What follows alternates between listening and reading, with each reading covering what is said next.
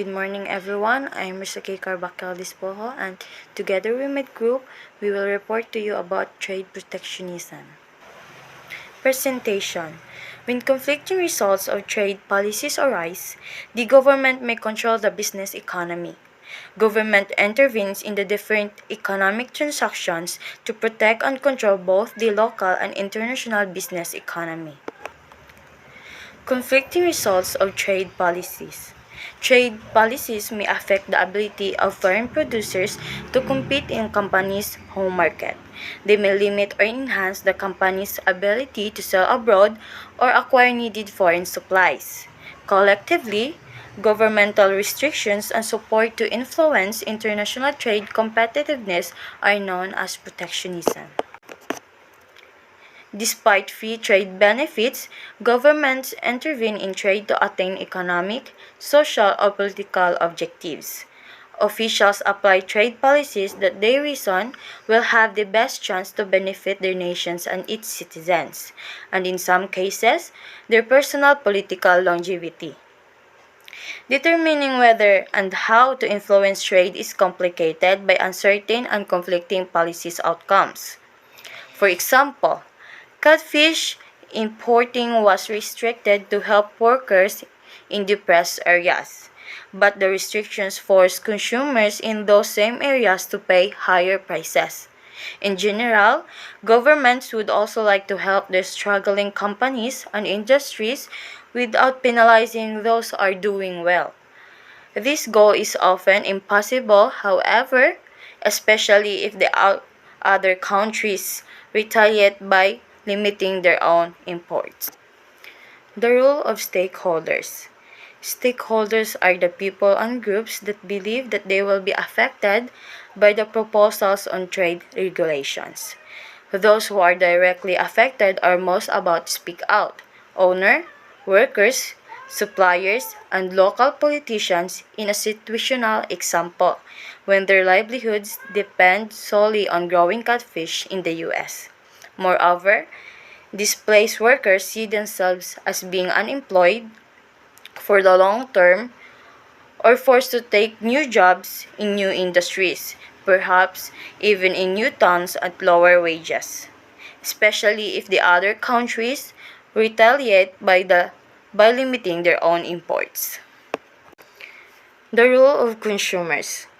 On the other hand, consumers who are also stakeholders typically buy the best product they can find for the price, often without knowing or caring about its origin. They often don't realize how much retail price rise in aggregate because of import restrictions, nor do they take much notice. Since consumer costs are typically spread out among many people over time and entail a small price increase for individual purchases. For example, even if US consumers knew how import restrictions of peanuts and sugar to the domestic price of peanut butter and confectionery products, it likely would not spur them enough to band together and push government leaders to rectify the situation. Economic rationales for governmental interventions. Fighting unemployment. There is probably no other group that has more time and incentive to protest publicly and contract government representatives than the unemployed. Workers displaced because of imports are often the least able to find alternative work, such as the fairly unskilled catfish workers in depressed regions. When they do, they generally earn less than before. Moreover, they often need to spend their unemployment benefits to survive in the short term, and they put off retraining because they hope to be recalled to their old jobs. When they do seek retraining, many workers, especially older ones, lack the educational background needed to gain required skills, or they train for jobs that do not materialize. Although every country desires full employment, using trade policies to achieve it is problematic. From a practical standpoint, gaining jobs by limiting imports may not fully work as expected. Even if successful, the potential high cost must be borne by someone. One difficulty with restricting imports to create jobs is that other countries, whose production may typically drop as a result, normally retaliate with their own restrictions. Even if no country retaliates, the restricting country may gain jobs in one sector only to lose them elsewhere. Why? Consider three factors. 1. Fewer imports of a product mean fewer import handling jobs, such as those in the container shipping industry. 2. Given the global complexity of productions, import restrictions on one industry will likely cause lower sales in other industries because they must incur higher costs for inputs and components. For example, US foreign U.S. import restrictions on steel raise automobile and farm equipment manufacturing costs. 3. Imports stimulate exports, though less directly, by increasing foreign income and foreign exchange earnings, which foreign consumers then spend partially on new imports. Thus, restricting earnings abroad has some negative effect on domestic earning and employment.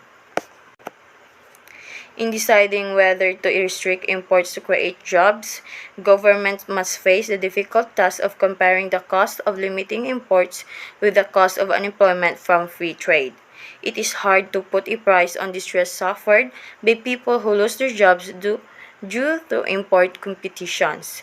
It is also difficult for working people to understand that they may be better off financially because of lower prices, even if they may pass even they must pay higher taxes to support unemployment or welfare benefits for those who lose their jobs. In summary, persistent unemployment pushes many groups to call for protectionism. However, evidence suggests that the efforts to reduce unemployment through import restrictions are usually ineffective. Unemployment in and of itself is better dealt with through fiscal and monetary policies. Why governments intervene in trade economic rationales, fighting unemployment, protecting infant industries, promoting industrialization, improving comparative position. Non-economic rationales, maintaining essential industries, promoting acceptable practices abroad, maintaining or extending spheres of influence, preserving national culture.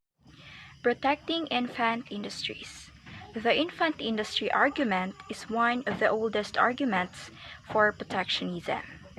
Many developing countries use this argument to justify their protectionist policies, especially if entry barriers are high and foreign competition is formidable. The infant industry argument presumes that the initial operating costs for an industry in a given country may be so high as to make its output non-competitive in world markets. Eventual competitiveness is the result of the efficiency gains that take time. In protecting the infant industries, first, governments must identify those industries that have a high probability of success. Some industries grow to be competitive because of governmental protection.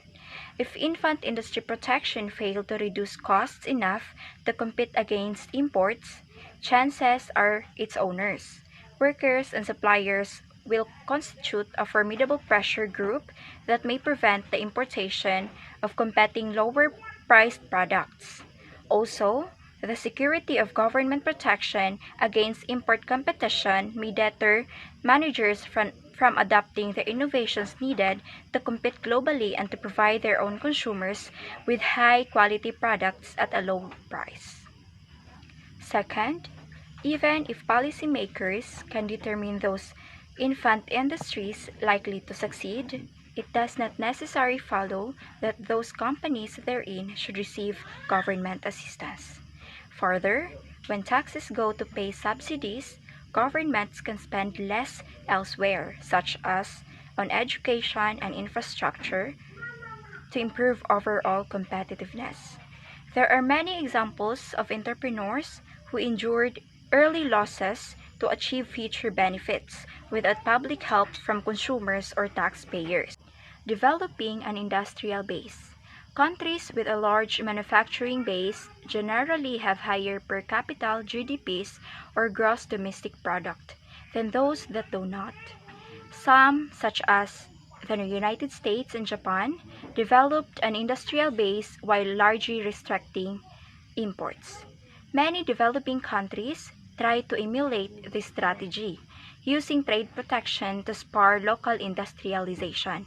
Especially, they operate under the following set of assumptions. First, surplus workers can increase manufacturing output more easily than agricultural output. Second, inflows of foreign investments in industrial sector promote sustainable growth.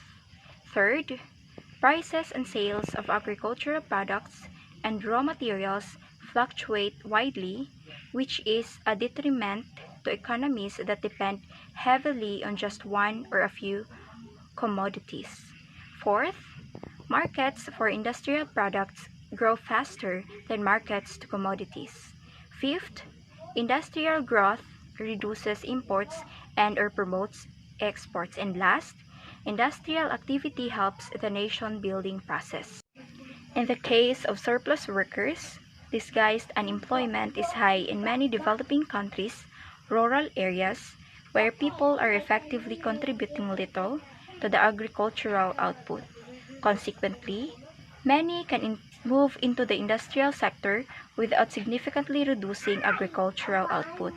Like the infant industry argument, the industrialization argument presumes that the unregulated importation of lower-priced manufacturers prevents the development of a domestic industry. Although proponents of this argument explain they may be developing an inefficient industrial sector that does not become globally competitive, they nevertheless assert that there will be economic growth. In other words, growth occurs because the underemployed gain jobs. As in the assumption of investment inflows, import restrictions applied to spur industrialization also may increase FDI, which provides capital, technology, and jobs. Barred from exporting to an attractive foreign market, foreign companies may transfer manufacturing to that country to avoid the loss of a lucrative or potential market. In diversification, export prices of many primary products, such as oil and coffee, fluctuate markedly. Price variations due to uncontrollable factors, such as weather affecting supply or business cycles abroad affecting demand, can wreak havoc on economics that depend on the export of primary products. This is especially true for many developing countries that must rely on only one or few commodities. Frequently, they are caught in a feast or famine cycle, as it were, able to afford foreign luxuries one year, but not able to find the funds for replacement parts for essential equipment the next. Contrary to expectations, a greater dependence on manufacturing does not guarantee diversification of export earnings. As to the growth in manufactured goods, the quantity of imports that a given quantity of a country's exports can buy, say, how many bananas country A must sell to country B to purchase one refrigerator from country B, is referred to as terms of trade.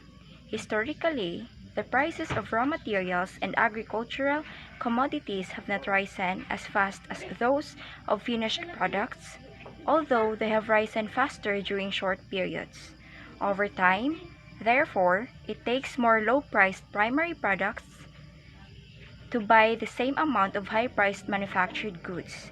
In addition, the quantity of primary products demanded does not rise as rapidly as manufactured products and services, due partly to people spending a lower percentage of income on food as their incomes rise and partly to raw material saving technologies. Further, because commodities are hard to differentiate, producers must compete on price, whereas the prices of manufactured products can stay high because competition is based more on differentiation.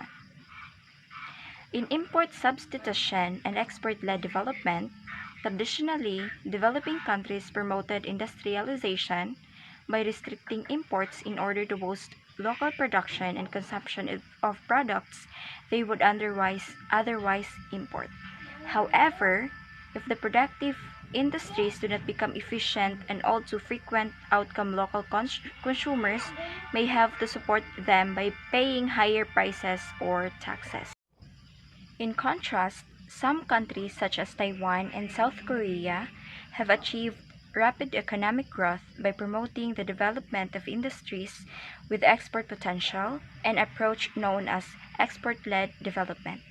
In reality, it's not easy to distinguish between import substitution and export-led development. Industrialization may result initially in import substitution, yet export development of the same products may be feasible later. As to the assumption in nation building, there may be a strong relationship between industrialization and aspects of the nation building process. Industrialization helps countries build infrastructure, advance rural development, and boost workforce skills. Ecuador and Vietnam maintain that industrialization has helped them move from feudal economy suffering chronic food shortages to nations with improved food security and budding export competitiveness. This discusses economic relationships between countries and highlights four practices that Asians often use to improve their economic position relative to other countries. The first is in making balance of trade adjustment when a country has a trade deficit, which means exports exceed exports. It can use problems, particularly if the country has low foreign exchange reserves, and to address this. The government may take action to reduce imports of indirect exports in order to balance its trade. Two options for balancing trade are depreciating and devaluating the currency, which, which makes the country's product cheaper compared to foreign products, and implementing fiscal and monetary policies to control price increases. These options take time and have broader effects on all products, so a country may also use protection measures selectively to target specific products and give itself time to address the underlying economic issues causing the trade deficit. The second practice is seeking comparable access or fairness in foreign markets. Companies and industries argue that they should have the same access to foreign markets as the foreign industries have to their domestic markets. This is particularly relevant for industries with significant cost advantage due to economics of scale. However, there are particular challenges in achieving fairness, such as the risk of restricting one's own consumers, access to lower priced goods, and the difficulty of negotiating separate agreements for each product or services. The third practice is using restrictions as a bargaining tool. Countries may impose export restriction or treaty to do so as means of persuading other countries to lower their own imports barriers. However, there is a risk of escalation, leading to the trade war that negatively impacts all economies. To use restrictions effectively, countries need to carefully consider the products they target for restriction, and take into account two criteria. Also, this discusses trade restrictions under implications. It covers criteria for implementing restrictions, such as eligibility and importance. It is also mentioned price control objectives, the challenges of exports control, and the potential consequences of restricting imports. The passage touches on dumping, its motivation, and difficulties in enforcing anti-dumping measures. Overall, it provides insight into the complexities and consequences of trade restrictions. Good day everyone, I am Melvin Eras. Optimum tariff theory states a foreign producer will lower its prices if the importing country places a tax on its products if the occurs benefits shift to the importing country because the producer lowers its profits on the export sales. Let's examine a hypothetical situation. Assume an exporter has cost of $500 per unit and is selling abroad for $700 per unit. With the impositions of a 10% tax on the imported price, the exporter may choose a lower each price to $636.36 per unit, which with a 10% tax of the $63.64 will keep on the price of 700 in the foreign market. The exporter may feel that a price higher than $700 would result in lost sales and that a profit of $136.36 per unit instead of the previous $200, better than no profit at all. Consequently, an amount of 63.64 per unit has shifted to the importing country. As long as the foreign producer lower its price by any amount, some shift in revenue goes to the importing country and the tariff is deemed an optimum one. There are many examples of products whose prices did not rise as much as the amount of the imposed tariff. However, it is difficult to predict when, where, and which exporter will voluntarily reduce their profit margins. In fact, a criticism of the optimum tariff is that developing country exporters reduce payment to their worker rather than absorbing the full impact through a lower profit margin, thus sometimes causing severe hardships. Economic rationale for government intervention. The major non-economic rationales are the following: maintaining essential industries, especially defense, promoting acceptable practices abroad, maintaining or extending spheres of influence, and preserving national culture. Maintaining essential industries, governments apply trade restrictions to protect essential domestic industries during peacetime, so the country is not dependent on foreign supplies during war. This is called the essential industries argument. An example is the United States subsidizing the domestic production of silicon so domestic computer chip makes one's need to depend on foreign supplies. Because of rationalism, this argument has much appeal in relying support for import barriers. However, in times of real or perceived crisis or the military emergency, almost any products could be deemed essential because of the high cost of protecting an efficient industry or a higher cost domestic substitute. The essentials industries argument should be but frequently is accepted without a careful evaluation of costs and real needs and alternatives. It's difficult to remove protection once given because the protected companies and their employees supports politicians who support their continued protection, even when the rationale for the subsidies has long since disappeared. Promoting acceptable practices abroad. Governments use national defense arguments to prevent the export, even to friendly countries, of strategic goods that might fall into the hands of potential enemies.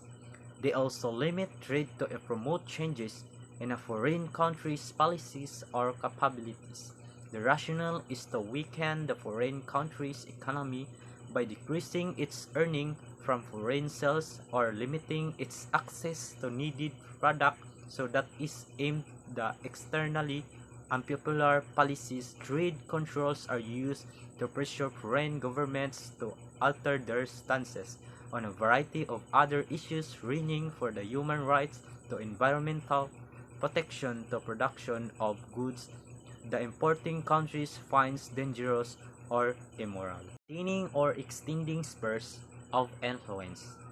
Government also use trade to support their spheres of influence, giving aid and credits to, and encouraging imports from countries that join a political alliance or vote a preferred way within international bodies. Serving national culture, countries are held together partly through a unifying sense of identity that sets their citizens apart from those in other nations. To sustain this collective identity, they prohibit exports of art and historical items that they deem to be part of their national heritage. In addition, they limit imports of certain foreign products and services that may either such as morality or replace domestic sources of production that uphold these tradition values.